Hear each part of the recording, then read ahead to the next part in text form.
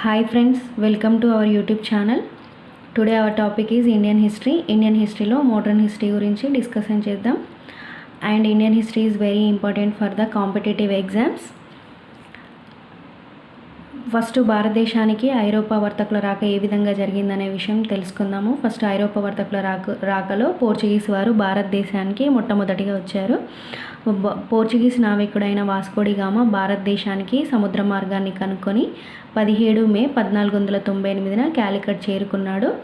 ఇతను క్యాలికట్ చేరుకున్న సమయానికి అక్కడ పాలకుడు ఎవరంటే జామోరిన్ ఇతన్ని స్వాగతించాడు. వాస్కోడి గామా క్యాలికట్లోని మిరియాలను కొని వెనిస్లో 27 రేట్ల అధిక ధరతోనే అమ్మి లాభార్జన గడించేవాడు. ఈ విధంగా వ్యాపారాభివృద్ధి కోసమై పోర్చుగీస్ వాళ్ళు మన భారతదేశంలో అనేక కంపెనీలను ఏర్పాటు చేసుకున్నారు. క్రీస్తు శకం 1500లో ఎస్టేట్ ఆఫ్ ద ఇండియా అనే కంపెనీ భారతదేశంతో వ్యాపారం చేయడానికి స్థాపించబడింది మొట్టమొదటగా.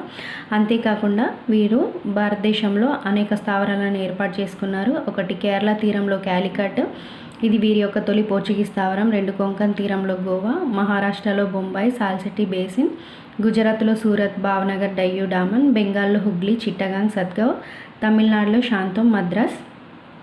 అండ్ అదేవిధంగా పోర్చుగీస్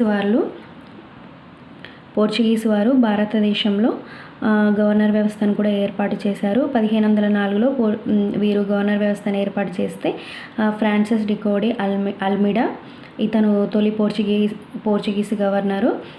పోర్చుగీస్ గవర్నర్ అయినటువంటి ఇతను నీటి విధానమును అవలంబించాడు. ఇది సముద్ర మార్గానికి అత్యంత ప్రాధాన్యత కల్పించే విధానము.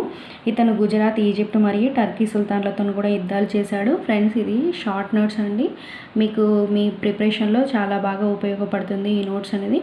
అండ్ రెండో పోర్చుగీస్ గవర్నర్ వచ్చేసి ఆల్బుకర్కు. ఇతను 1510లో బీజాపూర్ సుల్తాన్ నుండి గోవాను జయించాడు. 1511లో శ్రీకృష్ణదేవరాయలతో మైత్రి సంధి చేసుకున్నాడు. మూడో గవర్నర్ వచ్చేసి నికోడి కున్హా. ఇతను డయ్యూ డామన్ను స్వాధీనం చేసుకున్నాడు. ఆ విధంగా స్వాధీనం చేసుకున్నాక పోర్చుగీస్ వారి యొక్క గుత్తాధిపత్యం భారతదేశం పైన ఎక్కువైపోయింది. ఆ తర్వాత 1631లో మొఘల్ చక్రవర్తి షాజహాను వీరి యొక్క స్థావరాలను ఆధీనం చేసుకొని, అంటే ఇవి పోర్చుగీస్ వారి యొక్క అంతం అనేది స్టార్ట్ అయిందనమాట. ఇక్కడి నుంచి 1661లో బొంబాయిని 1631లో బొంబాయిని బ్రిటిష్ రాజు చార్లెస్ II వరకట్నంగా ఇచ్చారు. 1739లో మరాఠా పిష్వా బాజీరావు వంతో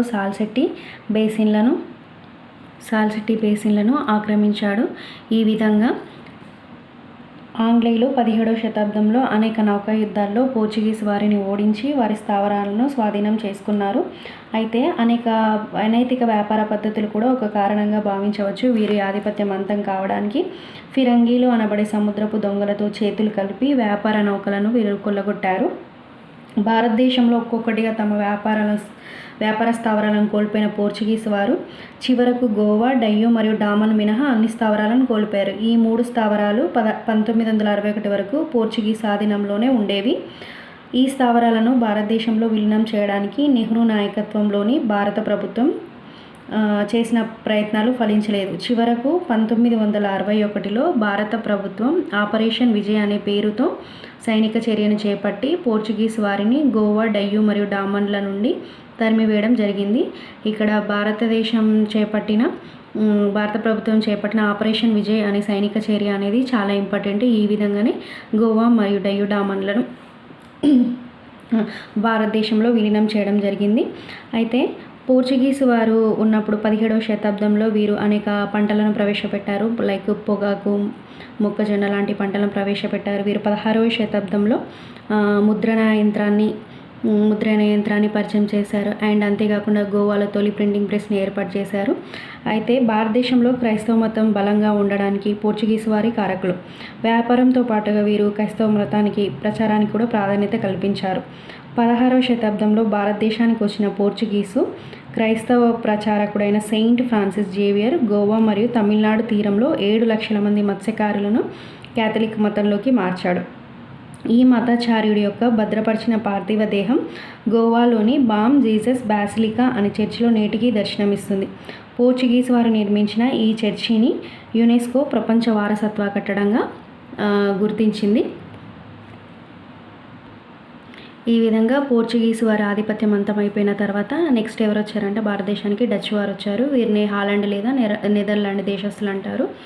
ఈ వీడియో కనుక మీకు ఒకవేళ నచ్చినట్టయితే please like and share, subscribe. అయితే హాలాండ్ దేశస్తులలోని మొట్టమొదటిగా 1596లో లించెస్టన్ అనే యాత్రికుడు భారతదేశానికి వచ్చి ఇతను 1602లో డచ్ యునైటెడ్ ఈస్ట్ ఇండియా కంపెనీని స్థాపించారు. డచ్ పార్లమెంటు ఈ ప్రైవేట్ కంపెనీకి వ్యాపార అనుమతులు జారీ చేసింది. డచ్ తొలి స్థావరాలు ఇండోనేషియాలో ఏర్పాటయ్యాయి. అండ్ భారతదేశంలో డచ్ స్థావరాలు వచ్చేసి ఆంధ్రప్రదేశ్లోని మచిలీపట్నం తొలి స్థావరం వీరిది. దీనిని 1605లో వాండే హ్యాగెన్ ఏర్పాటు చేశారు. భీమిలీపట్నం మరియు నిజాంపట్నం ఇతర స్థావరాలు. రెండవది తమిళ తీరంలోని స్థావరాలు. పులికాట్లోని వాన్రీడ్ వ్యాపార స్థావరాన్ని ఏర్పాటు చేశారు. ఈ విధంగా అంతేకాకుండా బెంగాల్ తీరంలోను హుగ్లీ, చిన్సుర్ అనే స్థావరాలు, కొంకన్ తీరంలోను గోవా సమీపంలోని వెంగుర్లు అనే స్థావరాలను కూడా వీరు స్థాపించారు. 1759లో బదేరా యుద్ధంలో బెంగాల్లో జరిగిన బదేరా యుద్ధంలో ఆంగ్లేయుల చేతిలో ఓడి డచ్ వర్తకులు శాశ్వతంగా భారతదేశాన్ని వదిలి వెళ్ళిపోయారు. ఈ విధంగా భారతదేశానికి ఫస్ట్ పోర్చుగీస్ వారు, తర్వాత డచ్ వారు వచ్చారు, నెక్స్ట్ ఆంగ్లేయులు వచ్చారు. ఆ ఆంగ్లేయుల గురించి మనం ఇంకొక వీడియోలో తెలుసుకుందాం. Please like and share, subscribe. Thank you.